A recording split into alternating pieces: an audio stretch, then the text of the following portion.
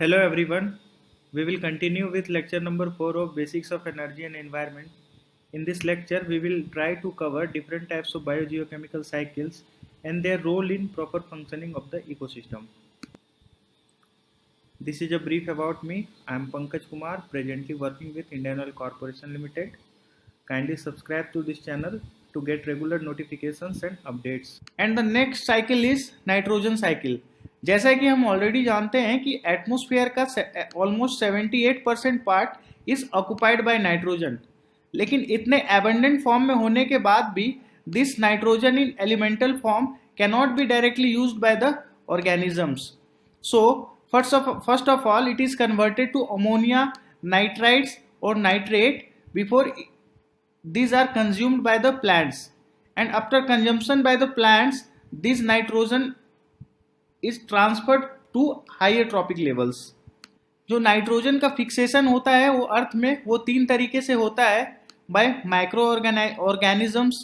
कुछ organism micro organism होते हैं जो नाइट्रोजन को डायरेक्टली फिक्स करते हैं to nitrogen waste compounds, and the second one is by man-made process which is Haber's process, and the third one is to a limited extent by atmospheric phenomenon such as thunder and lightning.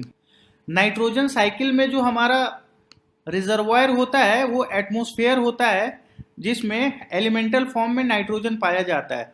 तो atmosphere से first of all nitrogen का fixation होता है, and this fixation of nitrogen in this process ammonia conversion is done by bacteria और industrial process और by lightning etcetera.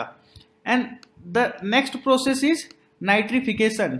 Nitrification में ammonia जो होता है वो नाइट्राइट और नाइट्रेट में कन्वर्ट होता है by different types of bacterias. And the next step is assimilation. Assimilation में क्या होता है कि the nitrogen fixed by the plants these are converted to organic molecules such as protein, RNA, and these are subsequently transferred to higher trophic level of the ecosystem. And the next step of this cycle is ammonification. Ammonification में क्या होता है, living organism produce nitrogenous waste and these are converted to ammonia. And the last one is denitrification. In the process of denitrification, conversion of nitrates back to gaseous nitrogen takes place. This is how ultimately nitrogen in the form of nitrogen gas is released back to atmosphere and the cycle is completed. Moving on, now we will see about different types of sedimentary cycles. Sedimentary cycle में जो first one है हमारा वो है phosphorus cycle. जो phosphorus होता है उसका मेन स्टोरेज जो होता है वो अर्थ के क्रस्ट में होता है. That means the crust of the earth is the major reservoir for the phosphorus. And different processes of phosphorus cycle is as below. जो अर्थ के क्रस्ट में जो फॉस्फोरस होता है in the form of minerals and rock, these are further disintegrated by weathering and erosion. और ये जो phosphorus होता है this phosphorus enters into the soil, and soil में जाने के बाद प्लांट्स उसको कंज्यूम करते हैं, and this phosphorus is transfer to the higher trophic level, and in that process different animals or organism in the higher trophic level consumes phosphorus. इन organism के death और डिकम्पोजिशन के बाद phosphorus is again released back to the environment. जो हमारा next sedimentary cycle है वो है सल्फर साइकिल. सल्फर साइकिल भी फॉस्फोरस साइकिल की तरह ही है. इसमें भी जो रिजर्वायर होता है that is in the soil, and the sediments where it is locked in the rocks and minerals. It is a sedimentary biogeochemical cycle. The sulfur cycle is mostly sedimentary except two of its compounds hydrogen sulfide and sulfur dioxide add a gaseous component to its normal sedimentary cycle. जो hydrogen sulphide और जो sulphur dioxide होते हैं these are emitted to atmosphere by different processes. और ये hydrogen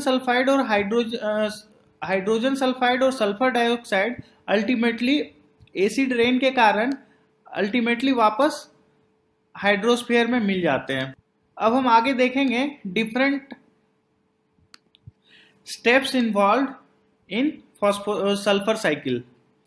जो sulphur होता है हमारा वो मेनली रॉक्स एंड मिनरल्स में होता है, दैट इज अर्थ के क्रस्ट में। इनका इरोजन एंड वेदरिंग होता है। इरोजन एंड वेदरिंग के कारण this sulphur enters into the soil, and soil में जाने के बाद ये सल्फर को प्लांट्स एब्जॉर्ब करते हैं, and from plants this sulphur is transferred to the higher trophic level and consumed by the organisms.